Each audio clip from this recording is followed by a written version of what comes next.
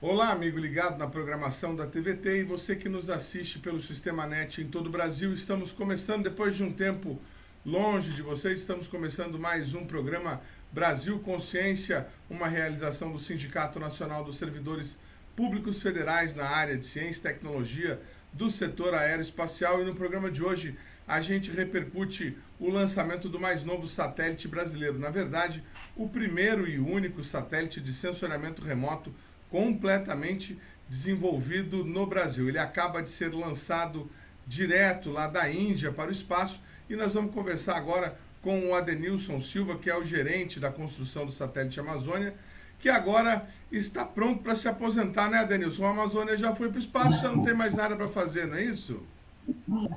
Não, não. Eu acho que o Amazônia foi uma experiência muito grande para todos nós e foi realmente, né, um grande orgulho ter trabalhado e trabalhando ainda nesse projeto que envolveu centenas de pessoas e de diversas instituições, né? E sem dúvida que a gente está, ao contrário, né, do que possa parecer preparado para aposentar, a gente está preparado mais do que nunca para encarar novos desafios. Legal, Adenilson. Brincadeiras à parte, a gente sabe do esforço de você, da equipe que você faz parte lá no INPE, o pessoal que já atendeu a gente mais de uma vez com toda a atenção. E, bom, o que a gente queria saber é assim, como é que foi participar dessa aventura? Vocês embarcaram o satélite aqui de São José dos Campos, lá no finalzinho do ano passado, quase no Ano Novo, Natal, Ano Novo. Foram lá para a Índia, foi uma equipe de alguns técnicos, trabalharam bastante, quebraram coco lá para lançar o satélite, né? Como é que foi essa experiência, Adenilson? Trabalhar com indianos, tem que rezar lá na hora da oração deles, nem sei que horas que é isso. Teve que quebrar o coco, eles foram bacanas com atendimento aos brasileiros. Conta pra gente como é que foi. Realmente foi uma, digamos, uma experiência única, tá? Nós saímos, o transporte saiu daqui dia 22 de dezembro, praticamente Natal, né? Foi uma jornada bem cansativa e longa. Nós chegamos na base de lançamento dia 24 de dezembro, véspera de Natal. Foram, assim, praticamente 40 e poucas horas de viagem, né? Muito cansativo. E chegando lá, eu particularmente entrei numa quarentena por causa da Covid. Passei o Natal de quarentena lá no meu quarto. E as outras pessoas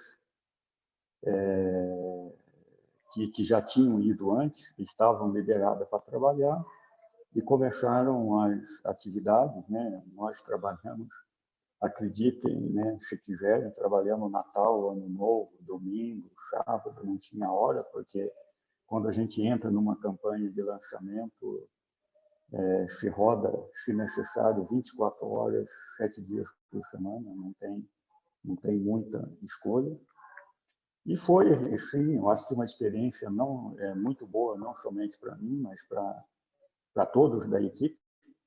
Ao total, nós tivemos próximo de em torno de 50 pessoas que participaram dessa campanha. Obviamente, não os 50 o tempo todo e simultaneamente, mas dividido por fases de projeto, né? A primeira fase era mais pessoal elétrico e mecânico, depois outro pessoal de propulsão, sistemas e até o lançamento. Então, é uma experiência singular, que acho que todos nós aí somos gratos por ter a chance de participar. E com relação aos indianos, a surpresa foi muito boa, muito boa, são extremamente disciplinados, tá? Bastante pragmáticos, extremamente profissionais e é um país de contrastes, né? Que eu não vou entrar em detalhes aqui, mas é inacreditável a gente ter um país com tanto contraste como a Índia e ter um avanço tecnológico na área espacial como eles têm. Então, realmente, eu acho que eu fiz até amigos lá nesse período de lançamento. Eu fiquei a campanha toda, 2 meses e pouquinho lá.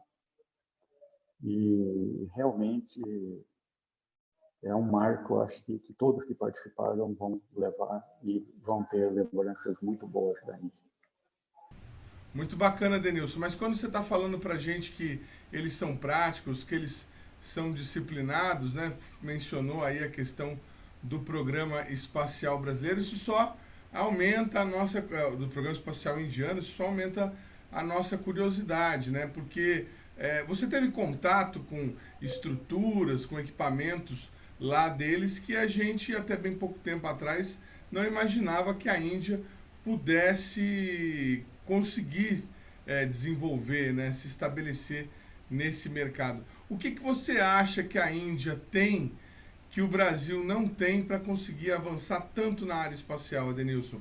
Você que esteve lá.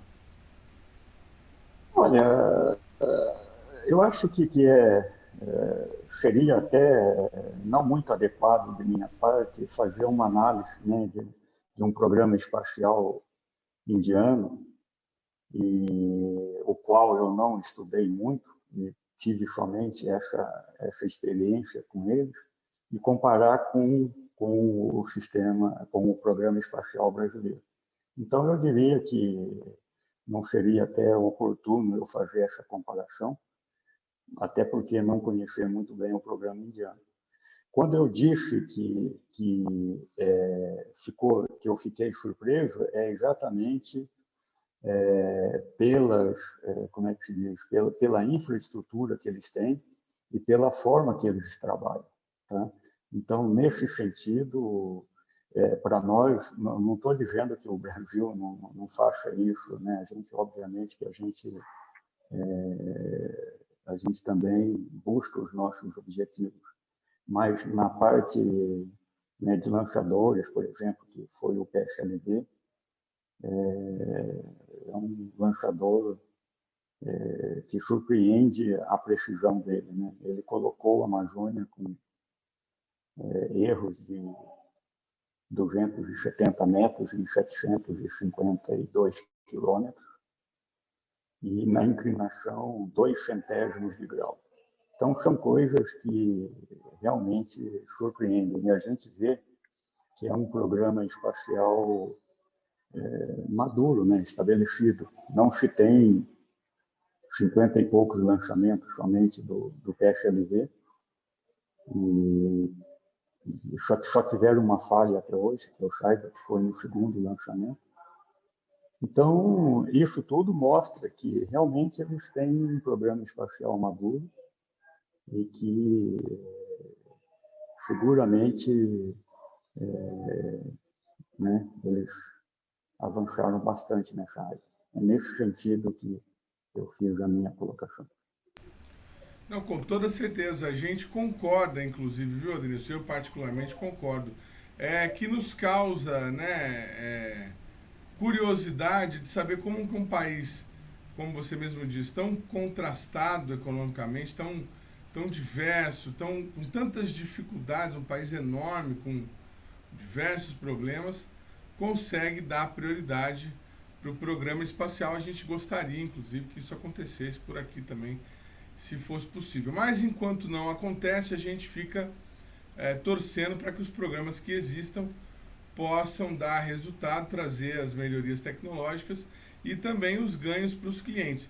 O satélite Amazônia, vamos explicar para quem está em casa, ele foi para o espaço, mas ele ainda não está pronto para ser usado, né? Ele ainda não está distribuindo imagens para todos os usos. O que acontece agora, Denilson? Então, O desenvolvimento de um satélite, né, ele é dividido em diferentes fases, né? Tem a fase de projeto, depois tem a fase de fabricação de modelos, e se não for equipamentos qualificados para voo, tem a fase de qualificação, depois tem a fase de montagem do modelo de voo, e a fase da campanha de lançamento, que é o que nós acabamos de fazer, e depois tem a fase de comissionamento, que a gente diz, que é a fase em que, logo após o lançamento, a gente tem o seguinte: primeira coisa, o que é que tem que ser feito? Verificar se os equipamentos estão todos operando, estão saudáveis, né? Vamos chamar dessa forma, vamos verificar a integridade e a funcionalidade de todos os equipamentos. Então, essa é a primeira coisa que é feita. E a gente fez isso praticamente em menos de uma semana após o lançamento. 3 dias a gente já verificou toda a saúde dos equipamentos, incluindo a câmera, né? Nós fizemos já 2 imageamentos, mas aqueles imageamentos não eram imageamentos assim, operacionais, como você mesmo colocou, eram imageamentos que visavam verificar a integridade total da câmera. E depois disso, embora o lançador tenha colocado com erro assim, desprezível na órbita que nós especificamos, essa órbita especificada não é a órbita final, porque a órbita final ela depende de ajustes mais finos e o propulsor do lançador ele não foi projetado para dar esses ajustes finos. Então você diz, olha, eu quero chegar, essa é a minha órbita nominal. Então a gente dá como alvo para o lançador algo bem próximo. E aí a gente usa o motor do próprio satélite e coloca na órbita nominal. Além disso, além de botar na órbita nominal, a órbita nominal ela significa o seguinte: não simplesmente botar na altura, mas a gente tem que ajustar todos os parâmetros orbitais, inclusive até o que nós chamamos de traço zero, onde que vai começar a referência de passagens para ele. No caso do Amazônia 1, o traço zero é em cima de Brasília. Então, ele vai passar imaginando em cima de Brasília e a cada 5 dias ele volta e passa no mesmo ponto. Então, nós estamos agora nessa fase de ajuste de órbita, que é para colocar na órbita nominal. Já fizemos 3 manobras, vamos fazer mais 3, estão programadas mais 3. Isso vai terminar até dia 15 agora, ou seja, mais ou menos 5 dias. Depois, daqui 5 dias, o Amazônia deve estar na órbita nominal, e aí a gente começa a última fase antes da fase de rotina, realmente, que é a fase de comissionamento agora, não da saúde do satélite, não para colocar na órbita nominal, mas para a gente avaliar a qualidade do produto, da imagem, e também calibrar a câmera, ajustar os parâmetros. É o que a gente chama de comissionamento da imagem, né? Comissionamento do segmento de aplicação. Essa fase ela pode durar entre 2 e 3 meses. Por quê? Porque a gente tem que tirar imagens de diferentes alvos da Terra. Coisas com bastante reflectância, floresta, gelo, Algo bem mar. marcante na paisagem. Exato, para que você exercite todo o espectro ali e faça a calibração adequada da câmera, né? Na verdade, isso agora faz parte do trabalho do pessoal de aplicação do INPE, que vai trabalhar bastante aí nessa fase de calibração.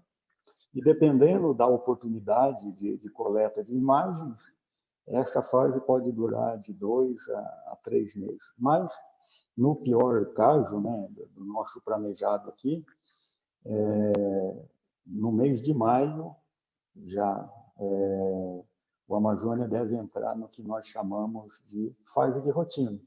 Aí a fase de rotina é aquela fase de uso nominal do satélite, onde as pessoas vão poder fazer solicitações de imageamento de determinadas partes do Brasil, ou até mesmo fora do Brasil. A gente tem um gravador de dados, né, que pode gravar dados fora do Brasil e descarregar quando passar por Cuiabá. Então, em resumo, é isso. A gente está agora na parte de colocação na órbita nominal de manobras. Depois vamos ter o comissionamento das câmeras da câmera, na verdade, que é uma câmera. E depois disso, operação de rotina, especificada aí para durar 4 anos. Muito bem, Edenilson. Bom, estamos aguardando então quando o satélite vai entrar na rotina. A gente estava vendo umas fotos, vamos até mostrar para o pessoal de casa, da comitiva lá na Índia, que trabalhou lá na base de Siraricota. Se eu me pronunciei errado, você me corrige, por favor. Charicota, não consigo falar. Mas a gente tem acompanhado aí tem acompanhado o satélite desde que a gente começou esse trabalho aí no programa, né? E agora fica a dúvida, né? Quer dizer, com essa vacância, o pessoal que estava trabalhando na construção da Amazônia, que era deslocado para fazer testes, eles continuam no INPE, eles vão fazer outras atividades, vocês vão esperar um projeto de um novo satélite? Olha, essa parte de novo satélite realmente foge um pouco até da esfera do INPE, né? Porque o INPE é um órgão executor, né? O que eu diria é o seguinte, pelo menos até o final do comissionamento, toda a equipe tem atividades ainda no Amazônia, porque a nossa ideia é ter um setup, né, uma infraestrutura de teste bastante similar do que é o Amazônia em voo, para, se caso em alguma situação, alguma necessidade, a gente precisar ajustar algum parâmetro ou fazer alguma análise aqui em solo, a gente tenha esse aparato de teste. Então, o que eu diria é que todo o pessoal que trabalhou na Amazônia, pelo menos até o meado do ano, eles têm atividade direta ligada ao Amazônia. Agora, falando um pouco do lançamento, a gente viu pela internet, aí nas atividades que vocês tiveram lá, uma coisa um pouco diferente, pouco ortodoxa para aqui, para os brasileiros, né? Vocês quebraram um coco antes de colocar o satélite a caminho do foguete. Por que vocês fizeram isso? É parte de uma tradição deles, Edenilson? Exato. Eu até nem sabia dessa tradição. Eu também não. Né? Eu não sabia disso, mas... Estou brincando, quem sou eu para não saber? Obviamente você da área espacial, né, que deveria porque poderia saber muito melhor do que eu. Você me desculpa a brincadeira. Não, sem problema. Mas o ponto é o seguinte, não tem, do que eu soube lá, né, do que me falaram, não tem nada associado com o projeto espacial em si. É algo que é uma tradição deles, e para eventos importantes, para algo importante, que é o caso de transportar o satélite para colocar no lançador para ser lançado, eles fazem uma oferta que lá a Índia é o país de milhares de deuses, né, coisas desse tipo. Politeísta. Exato. E então existe essa tradição que todo o satélite deles, antes de ser embarcado para a torre, lá para a torre de lançamento, se fazem essa oferenda. E perguntaram se nós queríamos participar. Falei, olha, se todos de vocês não falharam, ajuda a atrapalhar, não vai atrapalhar, vamos quebrar o coco. E aí quebramos o coco também. Tá certíssimo, porque vai que não quebra e aí dá problema no satélite, vai achar que foi por causa da cerimônia mal feita ou não realizada, né? Exato, foi o que eu disse, não vai atrapalhar em nada, vamos quebrar o coco, mas eu... E aí várias pessoas, e era bem interessante, eu não sei o quanto que foi divulgado aqui, né, mas formava assim, duas filas, brasileiros de um lado e indianos do outro, e alternadamente ia um e o outro quebrando o coco na frente do caminhão e jogando lá numa espécie de um baldezinho que eles tinham. A Mas gente foi teve bastante curiosidade interessante. de entrar no site da Agência Espacial Indiana para ver se tinha alguma coisa do Amazônia e a gente achou interessante que além das questões dos feitos, das missões e das atividades de envolvimento, ainda tem lá uma partezinha da página destinada à transmissão da religião, à oração diariamente, semanalmente. Interessante como é que eles conseguem conciliar, né, coisas tão distintas dentro do mesmo ambiente. O programa Brasil Consciência vai para um rápido intervalo, mas a gente volta já já com mais informações sobre o lançamento do satélite Amazônia 1. É um instante só, não sai daí.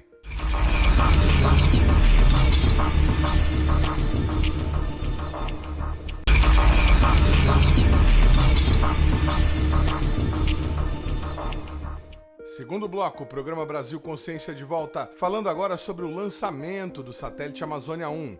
Confira na continuação da nossa entrevista com o coordenador da construção do satélite, Adenilson Silva. Você acompanhou o lançamento da cabine, da torre de lançamento, Adenilson? Você conseguiu ver o foguete? Não. Muitas pessoas... não, eu vi o foguete, obviamente, a última vez que eu vi o foguete foi na véspera do lançamento. A gente chegou a mais ou menos uns 100 metros do lançador. Ele já estava, como é que se diz? Ele não, já estava carregado, né? E a gente ficou a uns 100 metros, tirando até uma foto lá. Mas a última vez que eu cheguei, assim, lá onde o Amazônia estava, foi no dia 22, né? Então foi lançado no dia 28, no dia 22, não, foi 21. 22 foi o dia do fechamento da coisa, e a partir do dia 22, aí já não se tinha mais acesso nenhum. Então, algumas pessoas, né, que tinham responsabilidade lá de acompanhar, pessoas do INPE mesmo, né, de acompanhar a responsabilidade do fechamento, para ver se tudo estava correto, subiram lá na torre junto com a Amazônia no dia 22. Eu, pessoalmente, só fui 2 vezes lá e a última vez foi no dia 21. Mas existe todo um protocolo de segurança muito, muito forte, realmente. Os indianos levam muito a sério essa questão de segurança. Tá? Então, todas as pessoas, era controlado as pessoas para subirem lá, você tinha que assinar na entrada e na saída. Então, foi mais ou menos desse jeito que operamos. Muito bem, Adenilson. Bom, você não acompanhou o lançamento tão de perto, assim, né? Apesar de estar lá, mas eu imagino que ninguém tenha tido essa oportunidade. Há um isolamento bastante grande na área do lançador, né? Pelo que a gente pode acompanhar. Mas você falou que teve acesso ao lançador, conseguiu ver o lançador. E o satélite, você participou da montagem dele lá, de todos os testes, quando ele foi embarcado, e agora você continua participando de alguma maneira dessa fase de comissionamento ou do acompanhamento do funcionamento do satélite de alguma maneira, Denilson? Na verdade, né, eu ainda continuo responsável pelo satélite. Só para dar uma ideia, eu vi na quarta-feira, mantive dentro do possível o isolamento por questão de Covid, obviamente. Quarentena, né?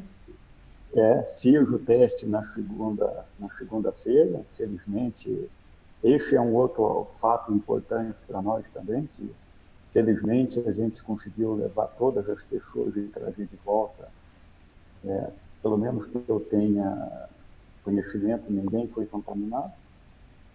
Eu já fiz o meu teste, deu negativo, e hoje, 7 horas da noite, eu estou lá no centro de controle acompanhando as manobras, ou seja,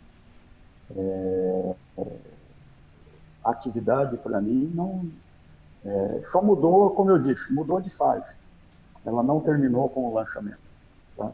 Então, e tenho responsabilidade aí de até 2 meses fazer uma revisão que nós chamamos de commissioning, até esqueci o nome, acho que é CRR, Commissioning Readiness Review, que é uma revisão em que a gente faz ao final, antes da entrega do satélite para a fase de rotina. Então, estamos aí trabalhando, a equipe toda, aliás, nós temos o centro de controle, está acompanhando o satélite 24 horas por dia, com um grupo enorme de pessoas. O pessoal da engenharia também acompanha toda a passagem. Né? A gente tem antenas na Antártida, na Índia e no Brasil. Então, todas as passagens, o satélite continua sendo rastreado e, e o pessoal, tanto da engenharia quanto do centro de controle, está lá cuidando e verificando o andamento das atividades.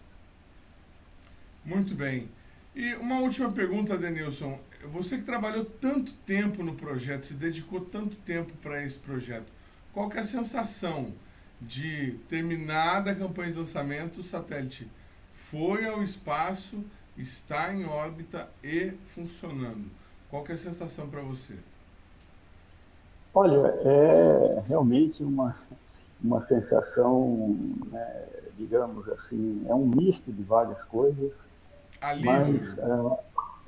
alívio, dever cumprido, questão de gratidão para as pessoas que acreditaram nesse projeto, né?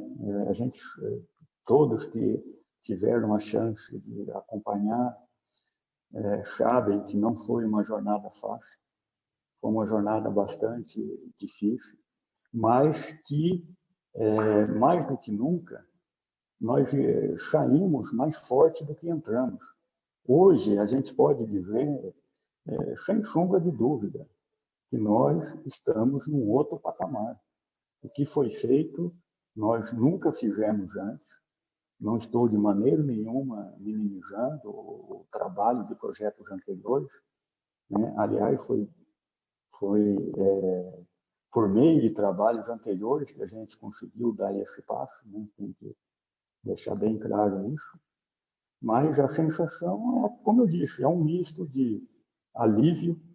Eu nunca tive, assim, dúvidas ou apreensivo de que, né, você deve se recordar das vezes que a gente conversou, o meu discurso, a minha colocação sempre foi: as falhas podem acontecer, e se acontecer com a gente, não vai ser a primeira vez, não vai ser a última vez.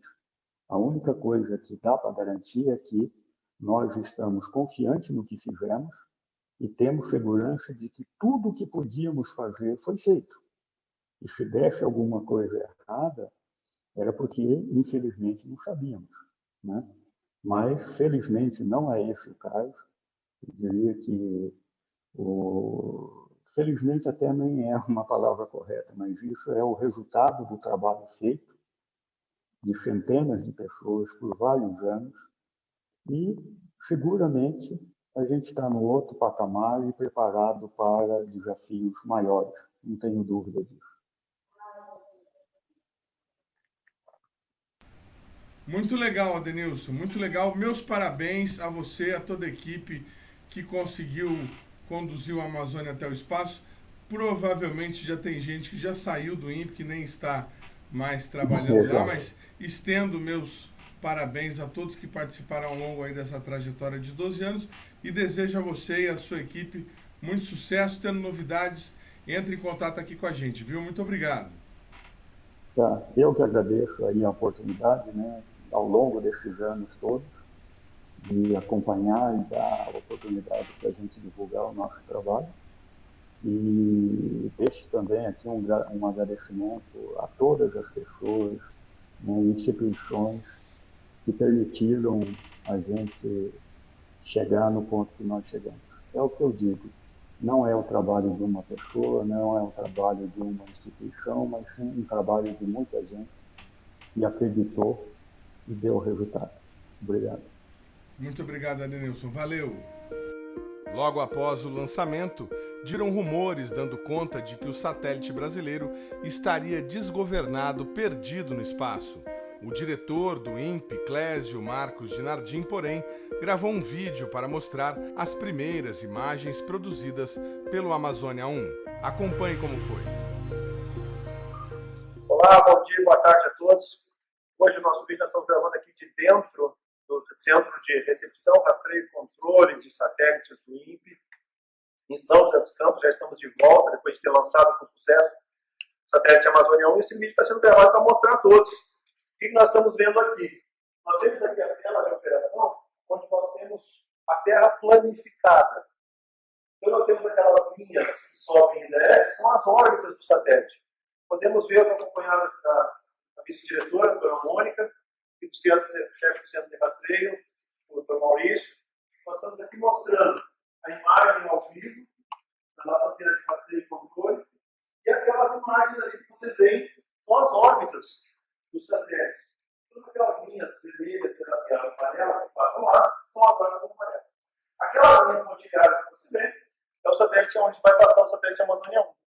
É aqueles círculos localizados em cima do Brasil, e ali nas Ilhas Maurício, e 2 círculos na Índia, são as visadas das antenas, aonde que a antena enxerga o satélite. Já o satélite vai entrar nas nossas visadas. Ele está se aproximando da visada de Alcântara, ali vem ele, e nós vamos começar a receber telemetria. Nós estamos nesse momento, na fase que é normal para todas as missões, verificando a vitalidade do satélite. Todos os sistemas estão sendo checados, estão sendo avaliados, e isso faz parte da missão. É assim que tinha que ser, está absolutamente sendo planejado. Na sequência, ele vai entrar na visada de Cuiabá. Aí nós vamos ver a imagem sendo formada, que ele está pegando, está funcionando, os painéis apontados para o sol. Só que essa imagem ainda não está boa, porque ele ainda falta 300 metros para chegar na altura ideal dele. Ele fica a 7.500 km, 750 km de altura. Nós faltam 300 metros para ele chegar na órbita ideal. Aí sim, a primeira imagem oficial vai ficar pronta. Então, nós vamos acompanhar agora. Está entrando em Alcântara. Significa que a telemetria está entrando. A primeira passagem, que vocês veem aqui verde, está acontecendo. A passagem está sendo contada. A telemetria está sendo recebida. Abrir o caminho de passagem lá, e as imagens vão aparecer aqui.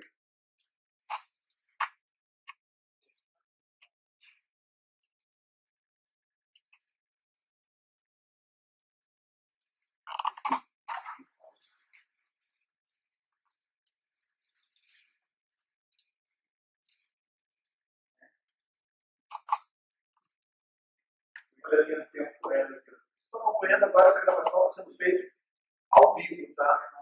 Nós estamos recebendo, ao momento que o satélite está passando, está sendo gravado. Esse dado que vocês estão vendo direto do centro de controle para o vídeo. A Mônica que fez a transmissão ao vivo aqui em São José dos Campos, ela ficou 5 horas, falando de tudo que tem no satélite, falando das capacidades que a gente tem no INPE, que começa com a concepção da missão, já falei isso, passa pela engenharia, passa pelo pessoal de desenvolvimento, passa pelas indústrias que trabalharam para construir o satélite, chega de volta na nossa aceitação, nos nossos lançadores, e depois vem todo esse pessoal maravilhoso trabalhando aqui, que virou à noite e que continua até hoje trabalhando em turnos, recebendo os dados 24/7, com várias estações. Aproveito já esse vídeo para lembrar a todos, não é só o Amazonião que eles estão rastreando, não. Estão rastreando 5 satélites simultâneos, toda essa galera aqui. Ele vai entrar agora no Cuiabá.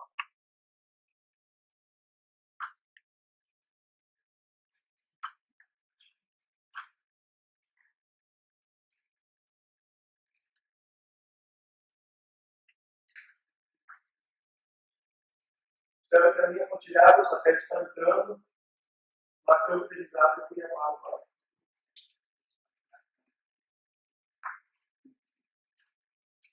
E ele está passando, ali naquela região, ele está passando justamente em cima da Amazônia.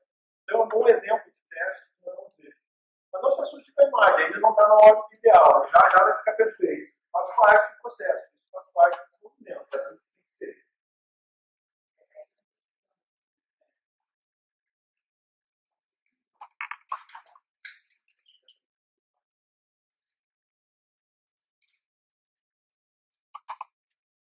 Vai começar. E começa em cima, olha a imagem formando lá. Aqui a imagem está sendo formada, né? Como tinha que ser.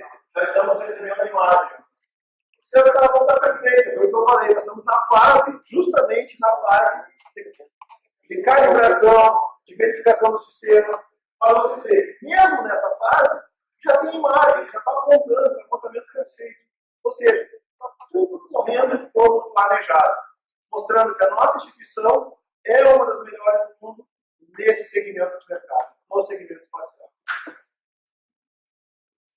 Senhoras e senhores, com vocês, a Amazônia vista pelo Amazonião.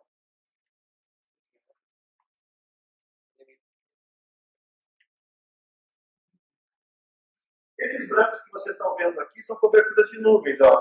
Isso tem a ver com aquilo que nós falamos. Por que tem que ter o Cibers 4, 4A e o Amazônia 11? Por causa da revisita.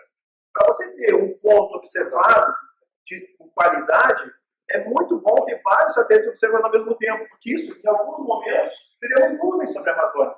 Isso prejudica a visibilidade. Na passagem do próximo satélite, podemos pegar o mesmo ponto sem nuvens. Isso melhora o monitoramento da Amazônia e permite outros estudos nesse sentido. Olha que beleza a imagem. Em tempo integral. Mostrando que está tudo funcionando como tinha que ser.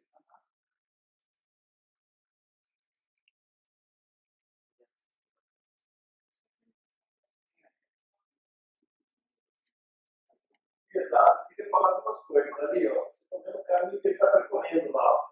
Aquelas linhas vermelhas lá, ó. A resolução tem mais 800 metros. 866 quilômetros de divisada com resolução de 60 metros. Cada pixel tem 60 metros. Olha que beleza. Legal.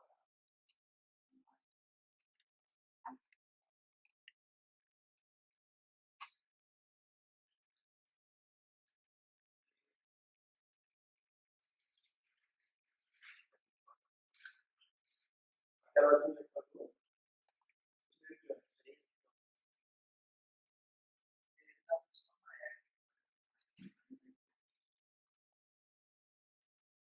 Isso aí.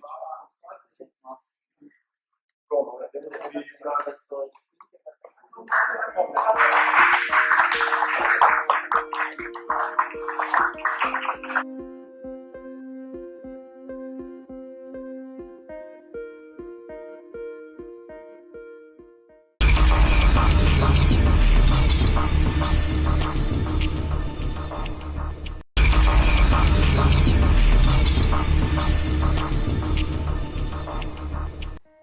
terceiro bloco, o programa Brasil Consciência de volta, falando hoje sobre os satélites brasileiros. Nós já mostramos nesse programa informações sobre o lançamento do satélite Amazônia 1. E agora você vai saber como está o funcionamento do outro equipamento espacial brasileiro lançado recentemente, o Sibers 4A, satélite construído pelo Brasil em parceria com a China, que completou 1 ano em órbita. Para falar sobre esse assunto, nós entrevistamos o pesquisador Júlio Dauge, que nos conta os números de imagens já disponibilizadas para os usuários. Da Agência Espacial Europeia com o programa Sentinel em 2009. Então, é sempre bom ressaltar a política de dados livres, porque é ela que permite um acesso amplo às imagens que são disponibilizadas na internet por meio de um catálogo de imagens. Você tinha perguntado mais especificamente sobre alguns números. Eu até anotei assim um levantamento recente. Nós temos no Sibers 4A quase 5.000 imagens já distribuídas da câmera MUX, que é uma das câmeras brasileiras, que tem resolução de 16 metros, né, no Sibers 4A, e não 20, porque o Sibers 4A voa um pouquinho mais baixo que o Sibers 4. Temos já mais de 4.000 imagens distribuídas da câmera WFI, né, que é uma câmera muito importante para... A gente vai tocar nesse assunto, com certeza, para monitoramentos ambientais que requerem uma revisita um pouco melhor, quer dizer, que o satélite, aquela câmera, voltem a enxergar os mesmos alvos da superfície terrestre rapidamente, né, sem ter que esperar um ciclo inteiro de 1 mês. E temos já mais de 25.000 imagens distribuídas da câmera de alta resolução chinesa, da WPM. Então, totalizando aí, já estamos além das 34.000 imagens distribuídas nesse primeiro ano de vida. Então, esses eram números que eu tinha assim, anotado para poder, né, compartilhar com você, Edmond, e com os colegas que nos ouvem. Pelo que você está nos dizendo, Júlio, a procura pelas imagens da câmera chinesa é maior. Tem sido, os números mostram isso. Quer dizer, existe uma procura pelos dados da WFI e da MUX, que é condizente com a procura que nós sempre tivemos, desde que a MUX e a WFI, com essa característica atual, passaram a voar no Sibers 4, que ainda está em operação, né? E é natural que uma câmera que tem 4 bandas multispectrais, com 8 metros de resolução espacial, e uma banda pancromática com 2 metros de resolução espacial, cobrindo a mesma área que cobre a câmera MUX, que ela desperte o interesse adicional de todos que a gente costuma... isso não é exatamente brincadeira, é só um comentário que nós fazemos nos corredores lá da nossa, hoje, divisão de observação da Terra e geoinformática, o que já foi a grande coordenação de observação da Terra do INPE, que a gente fala que, em geral, as pessoas se preocupam muito com a resolução espacial, como se fosse o único elemento a ser, digamos assim, definidor da qualidade de uma imagem, né? É interessante ter uma boa resolução espacial, sem dúvida nenhuma. Essa é uma câmera que permite, como as outras não permitiam tanto, estudos em área urbana, né? Permite um monitoramento um pouco mais adequado de certos tipos de desastres naturais. O INPE faz parte, né, do International Charter. Os nossos satélites são acionados para prover imagens para isso. Então, eu acho muito natural que ela desperte assim, né, esse interesse. Como eu volto só para fechar, a resolução espacial não é somente o que importa.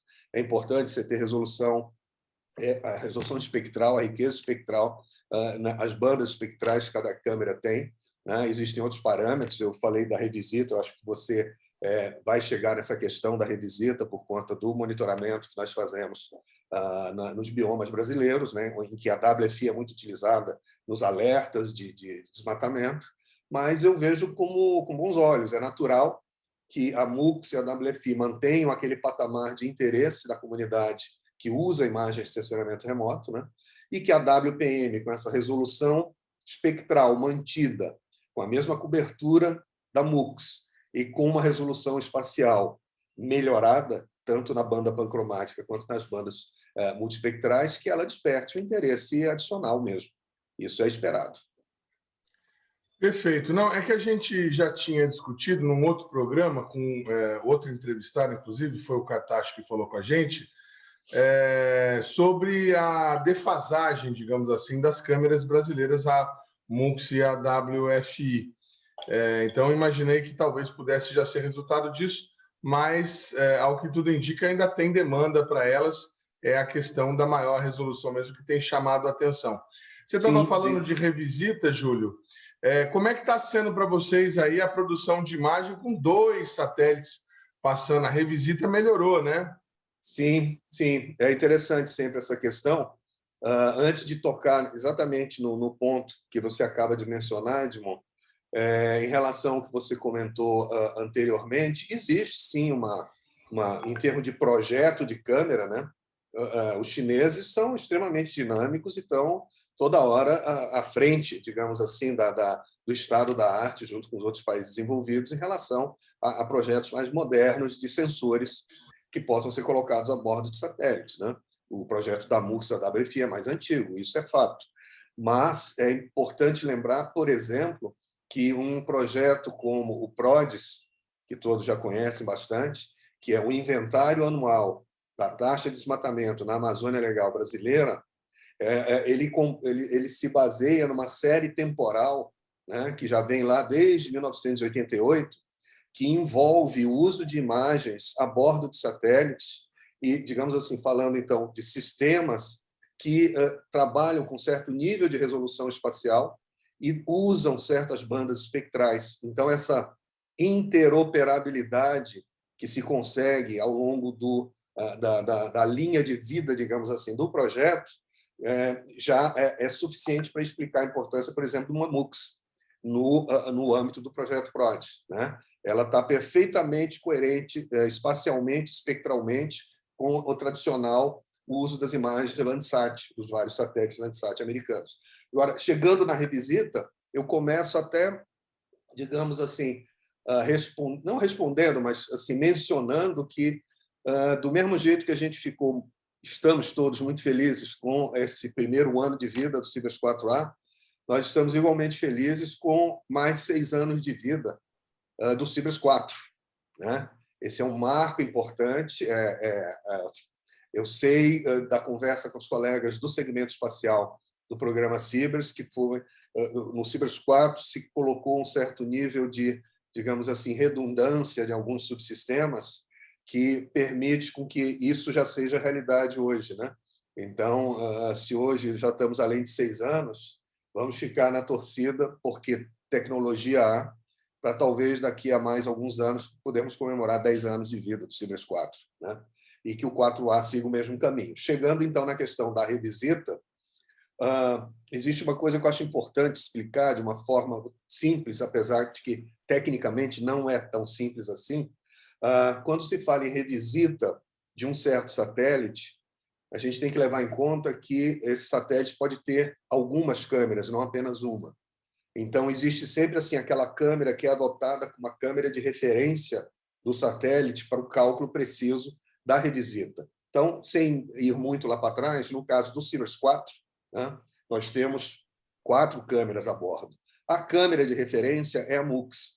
Então, quando se fala que o Cibers 4 tem uma revisita de 26 dias, naquela altitude em que ele faz a sua órbita, a gente diz, esse é um cálculo que está vinculado à câmera MUX. Mas a WFI também está a bordo do Cibers 4. Sim, é por isso que a gente fala que a revisita da WFI é de 5 dias. Só que não é uma revisita assim 100% perfeita, digamos assim. Não é que a WFI daqui a 5 dias vai enxergar exatamente aquela mesma área. Não, não vai.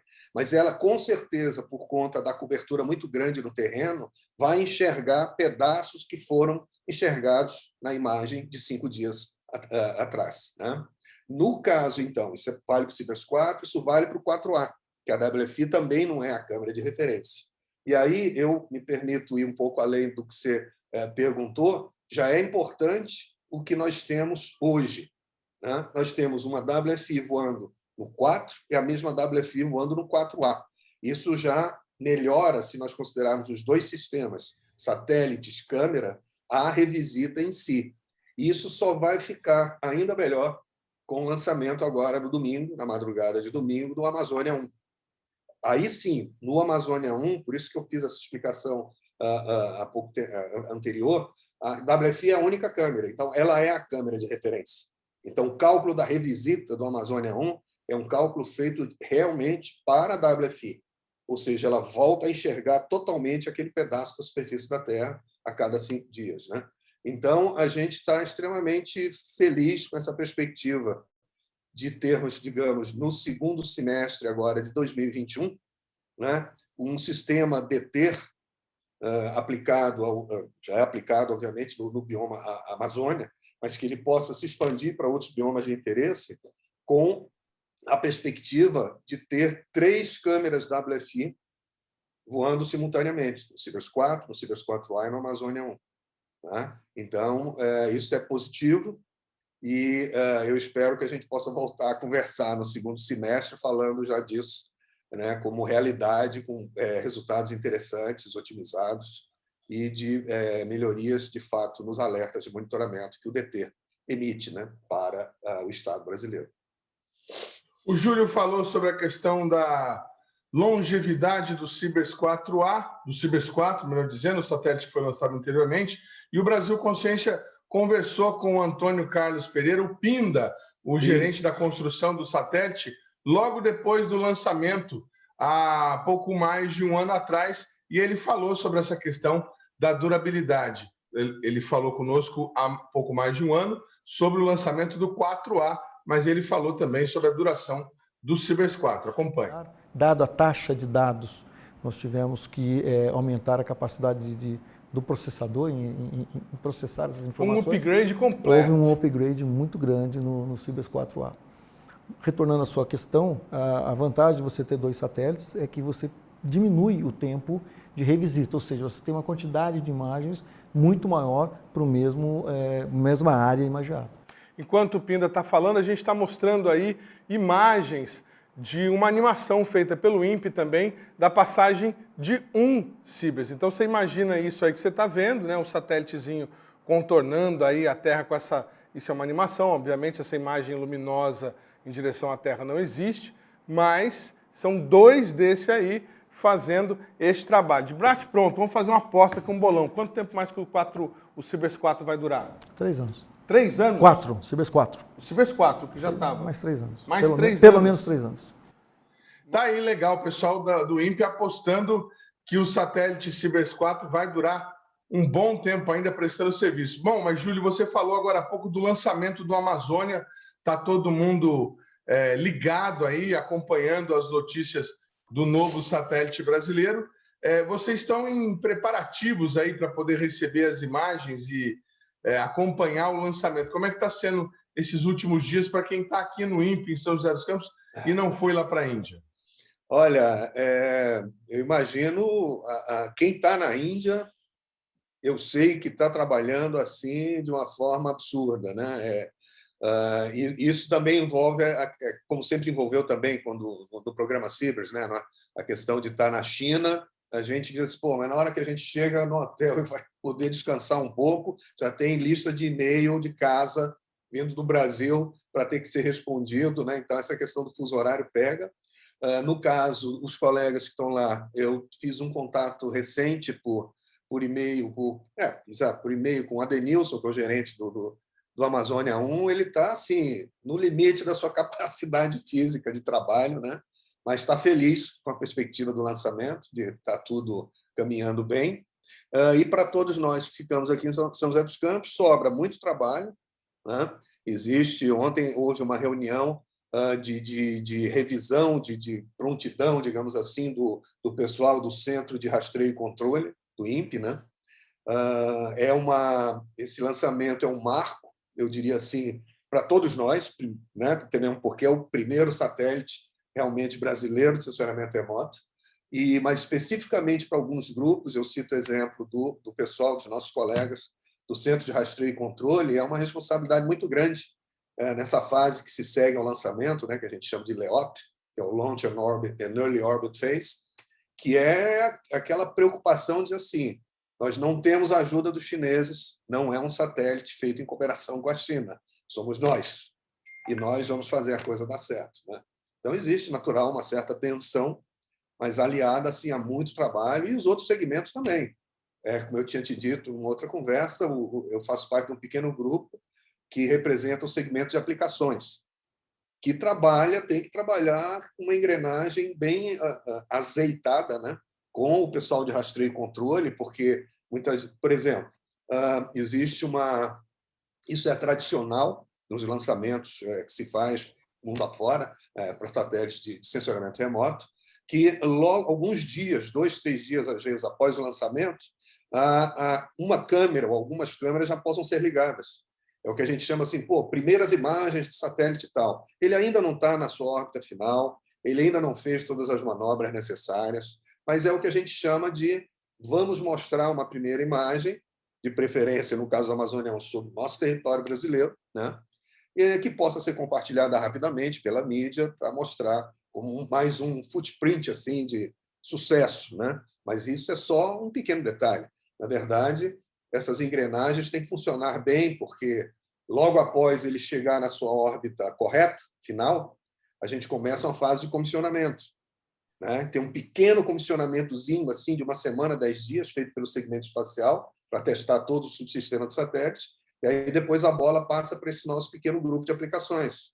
Aí vão-se 2, 3 meses de análise de qualidade de imagem, qualidade radiométrica, qualidade geométrica, até uma reunião final em que se bate um martelo e diz imagens WFI do Amazônia 1 no catálogo. Satélite é declarado operacional. Então, isso envolve a participação de todos os segmentos, porque para a gente fazer, por exemplo, uma boa calibração radiométrica relativa da WFI do Amazônia 1, eu não preciso somente de imagens adquiridas sobre o território brasileiro, com a cobertura típica do território brasileiro. Eu preciso de imagens adquiridas sobre neve, gelo. Eu preciso de imagens adquiridas sobre deserto. Está saturando ali, sim ou não? Então, são vários questionamentos técnicos que são feitos ao longo desses primeiros meses de vida, com o objetivo de poder declarar o satélite operacional, caracterizando da melhor forma possível as imagens que os usuários irão acessar por meio do catálogo. O programa Brasil Consciência de hoje fica por aqui. Você que tem curiosidade de conhecer os demais programas produzidos pela rádio do SINCT, deve acessar a nossa página no Facebook, que está para você na tela neste momento.